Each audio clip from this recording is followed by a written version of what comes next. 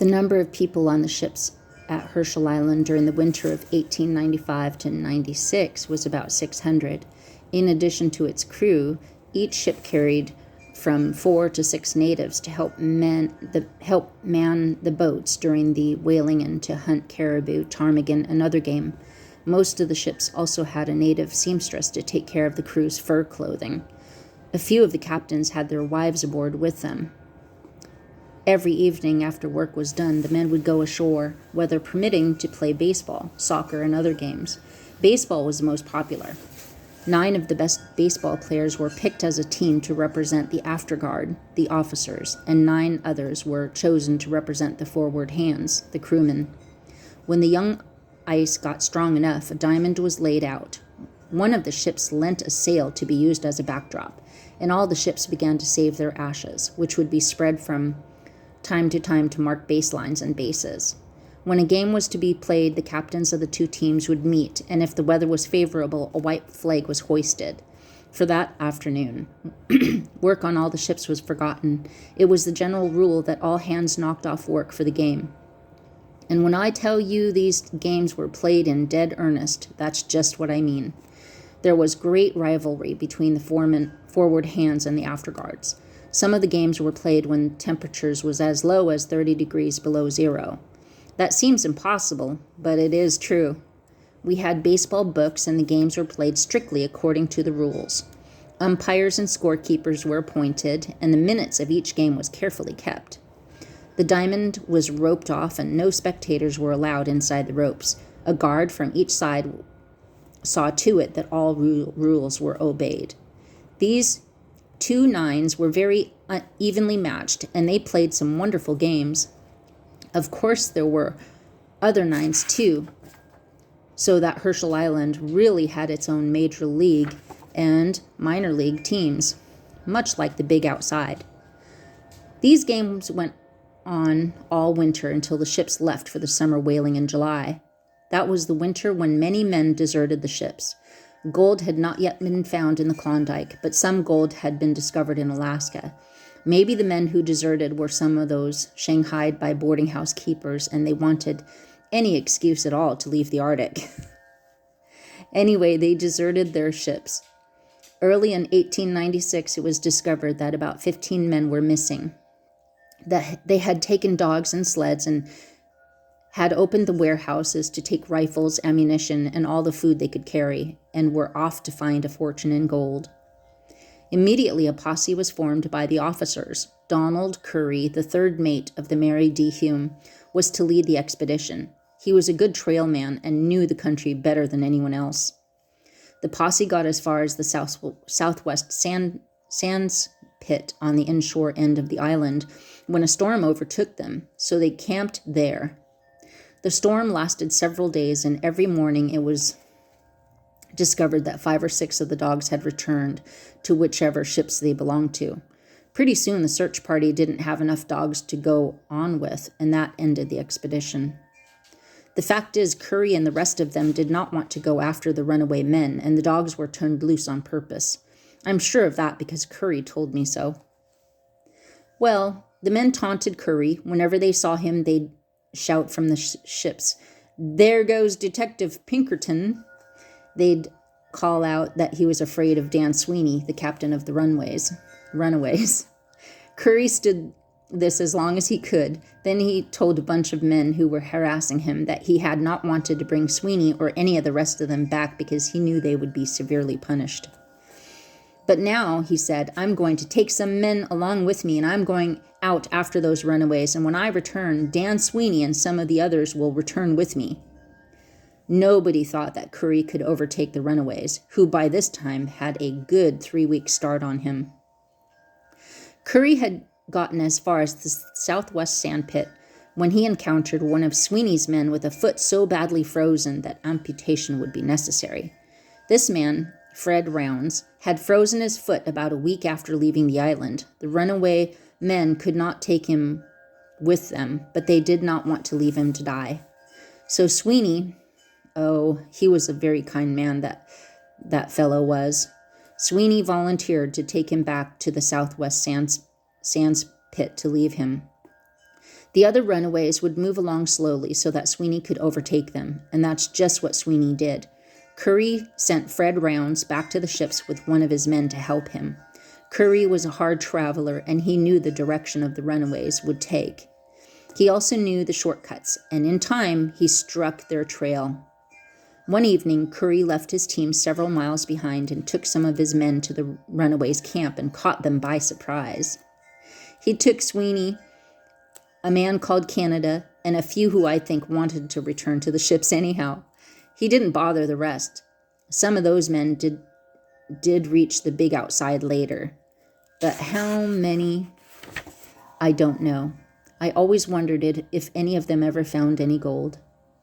Well, Sweeney, Canada, and the other men were brought back to the island. Sweeney was a harpooner on the Baroque John, and Winthrop, Captain Abe Simmons, who commanded that ship, was one of the most popular captains with all the men, but he proved that he didn't deserve the popularity. He had Sweeney put in what is called a Spanish buckle. Irons are put on the wrists. Then you are made to sit down on the deck. Your legs are drawn up and your wrists are placed over your knees.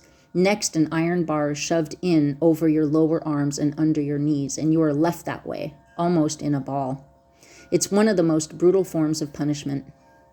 One night, when I happened to be visiting on the John and Winthrop, I saw Sweeney this way, and he was suffering awfully. He asked Simmons to release him because the punishment was killing him. For answer, Simmons kicked him in the face.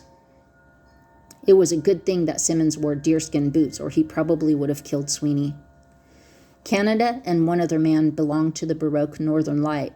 Captain Jack Callaghan, her skipper, was a tough Irishman noted for his fighting abilities, but he was also known for treating the men of his ship well. When Canada and this other man were brought back, Callaghan put them in irons for a couple of days. But one morning, when the rest of the men were going to haul fresh ice that would be melted for water, Callaghan called the two prisoners, had the irons taken off, and told the prisoners that if they thought the other men were going to haul ice for them, they were mistaken. Get your harnesses, go with the other men, and do your share of the work, he ordered. A few days after that, he decided that the runaways had been punished enough, but warned them that if they ran away again, to be sure and not get caught, because they would not get off so easy the next time. Some of the skippers protested, saying that Captain Callaghan let his men off too lightly. Callaghan told them he was master of his own ship and told them a lot more besides. Fred Rounds' foot was amputated by Captain Levitt, assisted by Captain Hartson Bodfish of the Newport. Rounds returned the next summer to San Francisco. After this incident, the ships took turns providing 2 officers to police the beach every night to see that nothing was stolen from the warehouses and to keep a general lookout. What a sweet job those fellows had, walking around all night and carrying rifles in all kinds of weather. And what a fat chance they would have if any man wanted to do anything. Because some of the ships had not had much success that year at the whaling grounds, a lot of crew members that winter purchased goods from the ship's slop chests. A slop chest was a collection of necessities that each ship carried. From the slop chest, a man could buy underclothing, socks, blankets, pants, mittens, a fur parka, boots for Arctic wear, a sheath knife, blackstrap tobacco, chewing tobacco, pipes, or matches. But the price of these things were so exorbitant that if the cruise was successful, a man might have to use his pay to settle his slop chest bills. However, as with the advance that each man was allowed before the start of a voyage, a sailor man did not have to pay for what he'd taken from the slop chest if the cruise was not successful. Sometimes during the first part of the cruise, if no whales had been seen, the men would be sure that they were not going to make a payday, earn some money, and they would draw as much out of the slop chest as the captain would allow. They would plan to sell these things after their return to the waterfront pawnbrokers for almost nothing. In that way, they could make a few dollars after an unsuccessful voyage. However, there were many cases when a sailor would have made a small payday if he had not taken so much out of the slop chest. Then the man would want to return what he had taken, but the captain would refuse to take anything back. In fact, most captains would encourage men to take all they wanted from the slop chest. I have been told that captains received a percentage of the slop chest sales if the voyage was successful. For some captains, that was easy to believe, but not for all of them. Anyway, it was a good season for sales from the slop chests. Aside from baseball games, there were other forms of entertainment.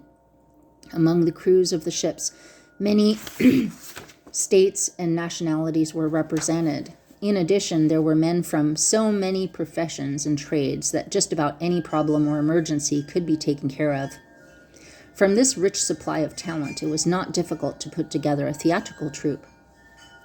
One of the Newport's crew was Dick Fry, who was of Jewish descent. He had followed the stage for a living before he went to San Francisco. Soon after his arrival in that city, he and a couple of his friends were taking in the sights of the waterfront. They had a few drinks, and when he woke up, he found himself on board a whaler bound for the Arctic Ocean. Dick said it would always be a mystery to him how he got aboard the ship. Well, Dick was chosen to be a stage manager. He certainly knew his business. Among the ship's libraries, some theatrical sketchbooks were found and turned over to Dick. He went to work right away to find men who could take part in entertainments. Many volunteered their services, and Dick put on an amateur night so that anyone who wished to audition could have a chance to show his stuff. If I remember right, about 12 men were finally chosen, and that was the beginning of the Herschel Island Stock Company, which put shows on all that winter. An orchestra was needed. One of the sailors of the steamer, Jeanette, a German, was a violinist who also composed music. He was appointed as an orchestra leader. Before long, he had a 7-piece orchestra, 2 violins, 2 guitars, 1 mandolin, an accordion, and a drum.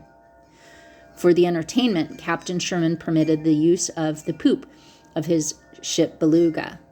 It was all closed in, and the captain let the men build a stage there. At the front of the stage, footlights were installed like those in the old-fashioned theaters in the big outside. In front of the footlights was a circular pit for the musicians. A sailor whose father was a scenery maker painted appropriate scenery for the shows and made a clever drop curtain, too. Nicknamed Johnny the Painter, Johnny Bertoncini belonged on the Newport at that time. Since then, he has become quite a noted sea captain as well as a painter of scenes of life in the North. On alternate nights, the orchestra and troupe rehearsed improving their stuff. Because the space was limited in our improvised theater, there were performances for 3 nights in succession, 2 evenings for the ship's crews, and 1 evening for the natives. At the premiere, the captains and their wives occupied the right side seats, the officers and engineers the dress circle, and behind them was the gallery.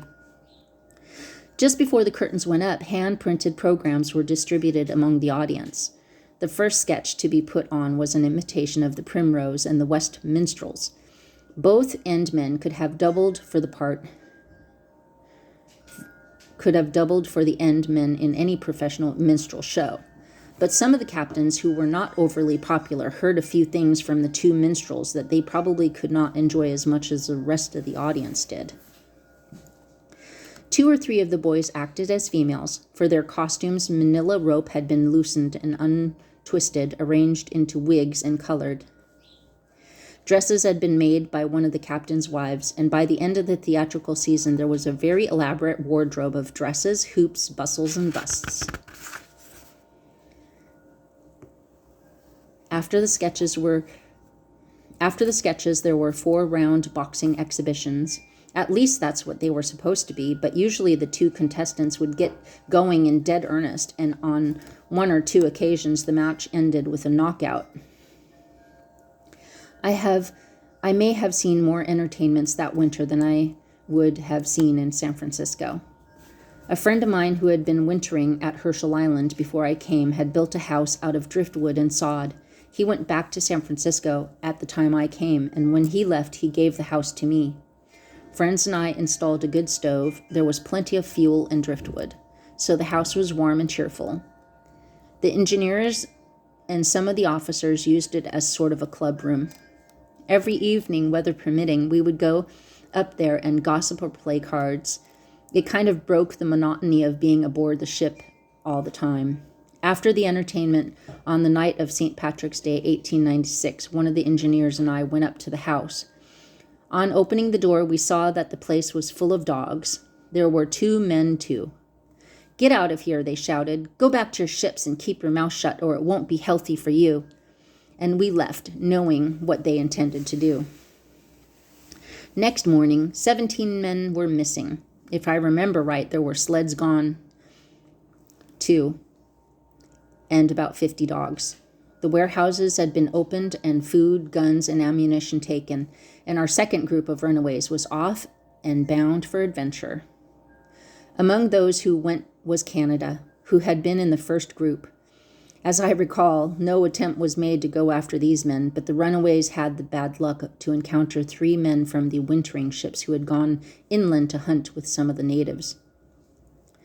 The 3 men the runaways encountered were Harry Hoffman, an officer of the Wanderer, who was liked by all the men in the fleet, a sailor named Peterson, who was a mighty traveler, and Charlie Howland, an officer of the Jeannette, and a bully everyone disliked. These 3 men had their camp together, and the runaway men just happened to find it. One of the men from the Jeannette said, "This is a good chance to get square with Howland. Let's destroy all his fur clothing." But they couldn't decide which clothing was his. To make sure, they destroyed some of the clothes and then took all the rest with them. The runaway men made a big mistake in interfering with this man Hoffman. It was an awful thing for them to do, taking the fur clothing. Hoffman decided that he would take Howland, Peterson, the natives with him, and go after the runaways the next morning to demand the clothing. They started out, they were traveling light, while the runaways' men were heavily loaded. After a few hours, Hoffman's group caught up to the runaways. When he was within hailing distance from Hoffman, saying out that he wanted the clothing taken from his camp, the runaway men were on a little ridge and all congregated together. I don't know what they said, but I suppose they said, "Try and get it." Hoffman told them that if they didn't return his clothing in a certain number of minutes, he would shoot. They told him to go ahead. Hoffman told his men to spread out and lie down. He gave Peterson a pair of binoculars and told him to tell him whether his men were shooting high or low. The runaway men got out their rifles, but found them frozen. All new rifles are heavily coated inside with grease. The runaways, all but 2 or 3, had failed to clean their guns. At the given time, Hoffman fired.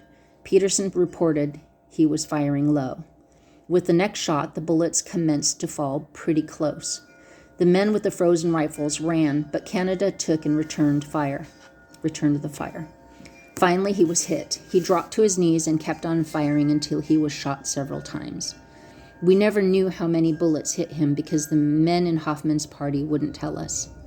Hoffman rounded up the rest of the runaways and got what remained of the clothing that belonged to him and his men, and then told the runaways, "I'm going to take some of you fellows back to the ships." But Hoffman took only a few of them back, the ones he thought were the ringleaders, one who was wounded, and some others who wanted to return to the ships because they couldn't stand the weather. Canada was buried where he fell. How many of the rest of the men made it to safety, I don't know, but some of them did. There were no more runaways. The big day that everybody looked forward to was the 4th of July. That was the athletes' field day.